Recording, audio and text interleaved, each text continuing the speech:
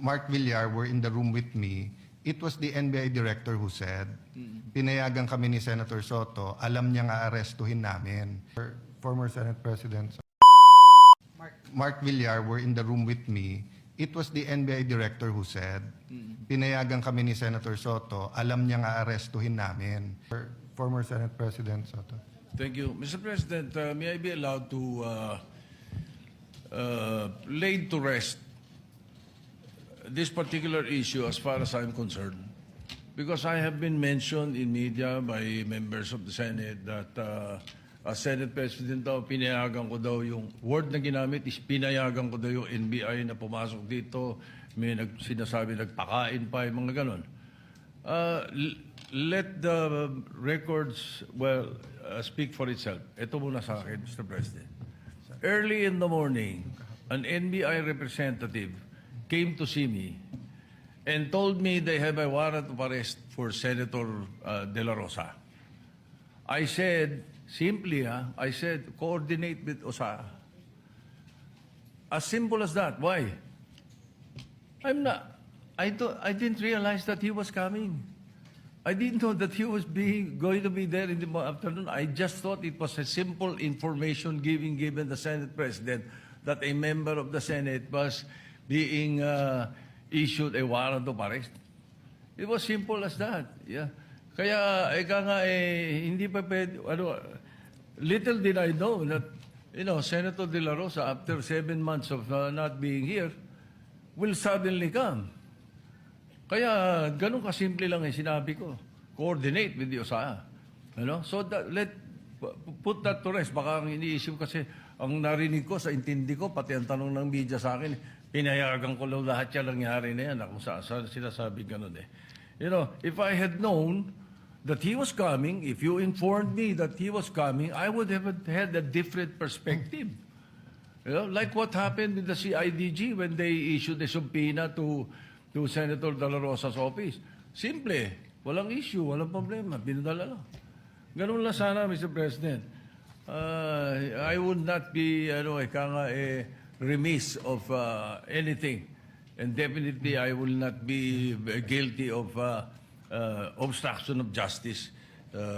Like, for example, in the case of Senator Trillanes, I was majority leader. And when he was holed up in his office for, I think, about 1, 2 days, 3 days. But when he was issued and he was showed the warrant of arrest, sumama siya. Binasahan siya ron mismo sa opisina niya eh. In the case of Senator De Lima, when the warrant of arrest came and she was here, ang pinakiusap lang niya, doon sa bahay siya arestuhin para kumahanda siya ng damit at makapagpaalam. Ganun lang eh. Dito naman sa Senate, alam naman natin yan. Oh, by the way, when I said coordinate with this OSA, they know the rules. Yung pa ang binanggit ko. Exact wording ko yun, Mr. President. For the record, so that we can put this to rest already. Makapagtrabaho na tayo, kasaan na pupunta usapan. Yeah, for clarity, former Senate President, one, I asking for a report, but I remember Senator De Lima stayed in her room for a few days before that. No, so the way that they're saying that surrendered right away is she was allowed to exhaust remedy. Now, as Senator Pia, Senator Lawrence, Senator Aimee, and Mark Villar were in the room with me, it was the NBI director who said, pinayagan kami ni Senator Soto, alam niya nga arestuhin namin. Kami ba iikot sa loob at mapapasok ba namin lahat ng tao? So I corrected him. I said, kung pinayagan man kayo, they're my witnesses, Senate President. So ang sinabi ko sa kanila, assuming pinayagan kayo ni Senator Soto, hindi naman siguro siya pumayag makipaghabulan kayo, di ba? So yun ang sinabi. And sabi namin, ang sagot nga niya, sir, nakita niyo nung umabot na sa loob ng session hall, hindi na namin hinabol.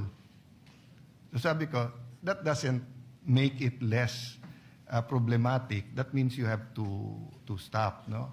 So, Senator Pia. You were there, so please feel free to speak. For full disclosure, I asked him after it was established na nakipaghabulan hanggang dito. So sabi niya, ni NBI Director, sabi ko sa kanila, wag silang papasok sa session hall. Sabi ko, so ang instructions nyo is hanggang lang makapasok, hanggang dun lang sa pinto bago mag-session hall, hahabulin nyo? And then, medyo hindi niya na sinagot yun. So, that's what is the logical conclusion na hanggang tumungtong sa session hall, habulin nyo, gawin nyo, because I asked, what is your objective? Na i-serve yung warrant? Yes. So, may kasamang habulan. And basically, the answer seems to be yes. And He did say yes, but And Major wasn't General no. Samonte said that at 2 p.m., the warrant of arrest was shown to former Senate President in the presence of undersigned, but copies were not allowed to be distributed.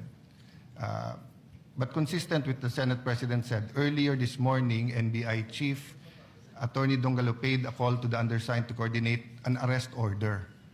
As per agreement, the supposedly arrest should be effected when the warrant of arrest is presented as guidance of the former Senate President Vicente Soto.